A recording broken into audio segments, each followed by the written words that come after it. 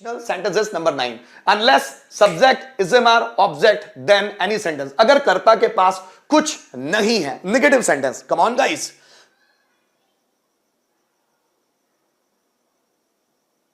Yes, जितना आप past और future के बारे में सोचेंगे कर्म अच्छे से कर नहीं पाएंगे. Come on. Come on. चलिए रोहित कुमार, आप कौन हैं, कहां से हैं, मुझे जरूर अपने बारे में इंफॉर्मेशन दीजिए. आप कौन हैं, कहां से हैं. Come on. चलिए फिर बढ़ते हैं conditional sentences number 9. Unless subject is am then object और देन लगाकर यहां एनी सेंटेंस, कोई भी सेंटेंस लगा दिए. दोस्तों यहां पर आया है अनलेस. अनलेस का मतलब होता है यदि नहीं या अगर नहीं. देखिए अनलेस का मतलब क्या होता है. अनलेस का मतलब होता है यदि नहीं या फिर अगर नहीं, मतलब नहीं पहले से आया हुआ है. समझिएगा अनलेस कब इस्तेमाल होता है. अनलेस का मतलब होता है यदि नहीं या अगर नहीं, मतलब अनलेस जिस सेंटेंस के साथ लगेगा वो सेंटेंस से नेगेटिव हो जाता है. ध्यान दीजिएगा, अनलेस जिस सेंटेंस के साथ लगता है वो सेंटेंस कभी भी नेगेटिव नहीं हो सकता, मतलब उसको पहले से हम नेगेटिव नहीं बना सकते. अनलेस के साथ लगकर वो सेंटेंस नेगेटिव बन जाता है. देखिए अनलेस सब्जेक्ट इज एम और ऑब्जेक्ट. देखिए अगर मुझे बोलना हो कि अगर तुम डॉक्टर नहीं हो तो मैं क्या बोल सकता हूं. If you are not a doctor. अगर तुम डॉक्टर नहीं हो तो अगर और नहीं, सो इफ और नॉट लगता है. और अगर अनलेस लगा के मुझे बनाना है तो मैं बनाऊंगा unless you are a doctor. इसका भी सेम मतलब है, दोनों का मतलब सेम है. Unless you are a doctor, इसका मतलब है अगर तुम डॉक्टर नहीं हो. इसका मतलब क्या हुआ दोस्तों. अनलेस का मतलब क्या है. अनलेस का मतलब है इफ प्लस नॉट. अनलेस का मतलब है अगर नहीं और इफ नॉट का मतलब भी है अगर नहीं. मतलब अगर सेंटेंस में इफ नॉट है तो हम उनकी जगह अनलेस लगा सकते हैं, और अगर सेंटेंस में अनलेस है तो हम उनकी जगह इफ नॉट का इस्तेमाल कर सकते हैं. थोड़ा सा ध्यान दीजिएगा, अगर सेंटेंस में आ रहा है if you are not a doctor तो आप इफ को हटाएं और नॉट को हटाएं, उसकी जगह आप अनलेस इस्तेमाल कर सकते हैं.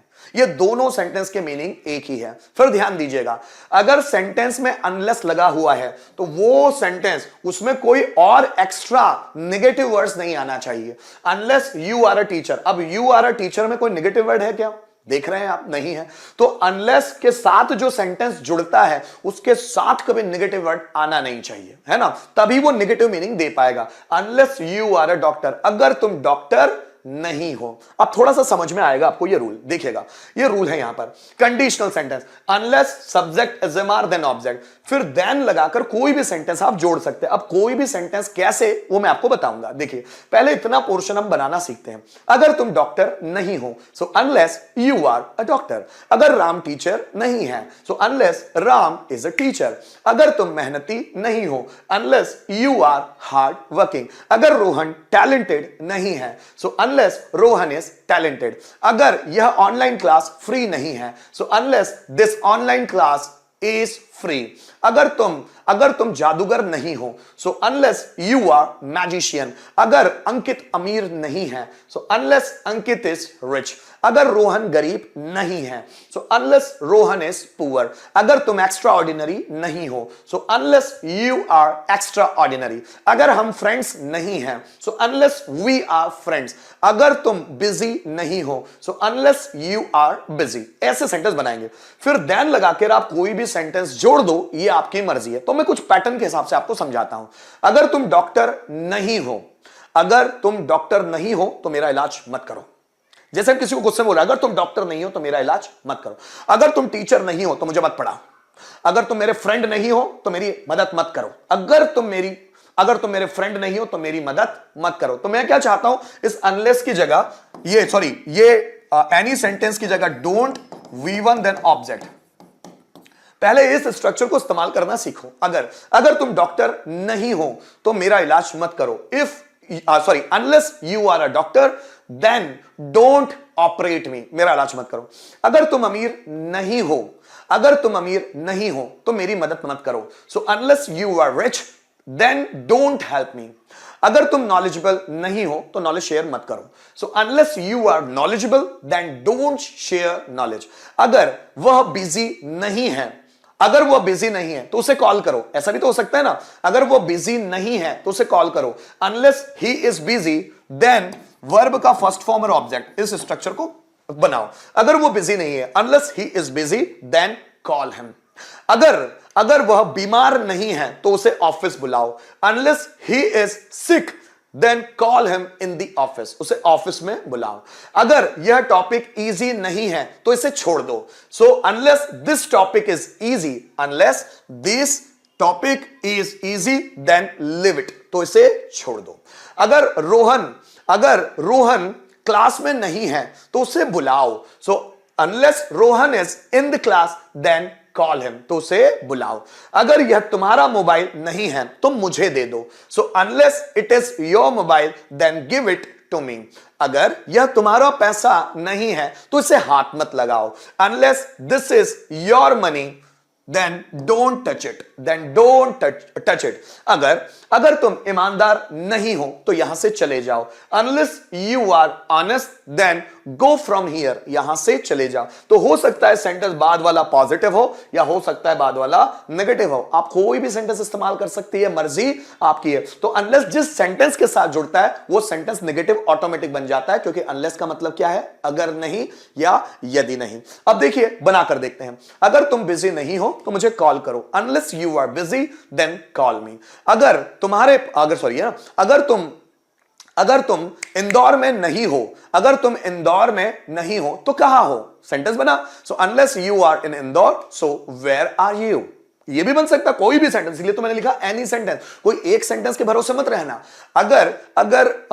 अगर तुम्हारे पापा घर पर नहीं है तो कहां है। So unless your father is at home so where is he. अगर तुम्हारी मम्मी जागी हुई नहीं है तो बाहर आओ। So unless your mother is awake मतलब जागी हुई होना। So unless your mother is awake then come out। अगर तुम अमीर नहीं हो तो मेरी मदद मत करो। Unless you are rich then don't help me। अगर तुम गरीब नहीं हो तो इस मोबाइल को खरीद लो। So unless you are poor then purchase this mobile। तो गाइस सेंटेंस बनाने बिल्कुल सिंपल वाले, जैसे रिटर्न में देखिएगा। अगर राम टैलेंटेड नहीं है तो उसे स्टेज पर मत बुलाओ, है ना, या ऐसा बोलो अगर राम कॉन्फिडेंट नहीं है तो उसे स्टेज पर मत बुलाओ। So unless Ram is confident then, अब देखो लगा देन, सो उसे स्टेज पर मत बुलाओ। So then don't call him on the stage. अगर राधा बीमार नहीं है तो उसे खाना बनाने को कहो। So unless Radha is ill then ask her to cook food. तो उसे खाना बनाने को कहो। तो आस्क का मतलब कहना भी होता है, तो ask her to cook food, उसे खाना बनाने का कहो। अगर अंकित क्लास में नहीं है तो उसे बुलाओ। So unless Ankit is in the class, अगर अंकित क्लास में नहीं है देन कॉल हिम, तो उसे बुलाओ। तो कॉल का मतलब कॉल करना भी होता है और कॉल का मतलब बुलाना भी होता है। So unless Ankit is in the class, अगर अंकित क्लास में नहीं है तो उसे बुलाओ। अगर तुम बिजी नहीं हो तो मेरा कॉल अटेंड करो। So unless you are busy then attend my call. अगर यह मोबाइल तुम्हारा नहीं है तो इसे टच मत करो। So unless this is not your mobile then don't touch it. अगर तुम ईमानदार नहीं हो तो मैं तुमसे दोस्ती नहीं कर सकता। So unless you are sorry यहां पर मुझे नॉट नहीं लगाना था, है ना, गलत हो गया।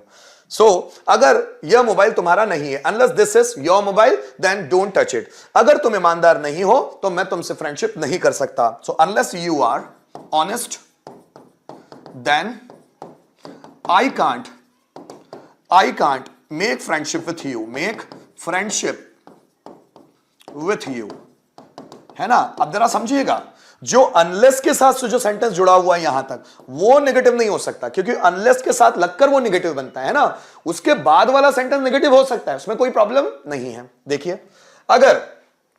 अगर तुम कमजोर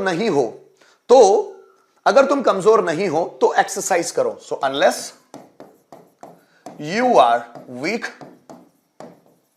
then take an exercise. Take an exercise. अब टेक एन एक्सरसाइज का मतलब है एक्सरसाइज करना, ठीक है। अगर तुम्हारे पापा गवर्नमेंट एम्प्लॉय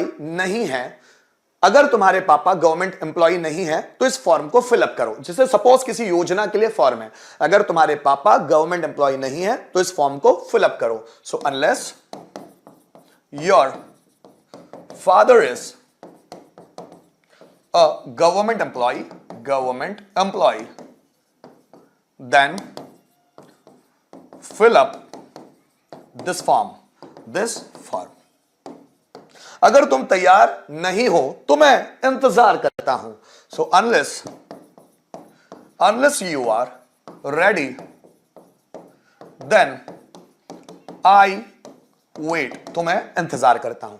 अगर राधा फ्रेश नहीं है तो मैं यहां ठहरता हूं। So unless Radha is fresh then I stay here. तो कोई भी स्ट्रक्चर लग सकता है पीछे, है ना। अगर तुम इंदौर में नहीं हो तो कहां हो। So unless you are in Indore then where are you. ठीक है। अगर तुम कॉलेज में नहीं हो तो कहां बिजी हो, बताओ मुझे। अगर तुम कॉलेज में नहीं हो, so unless you are in the college then where are you busy. ठीक है ना।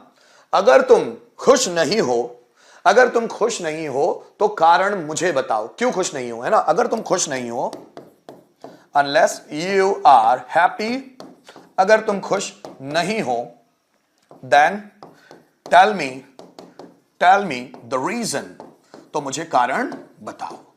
बात समझ में आ रही है। चलिए सेंटेंस आपके लिए।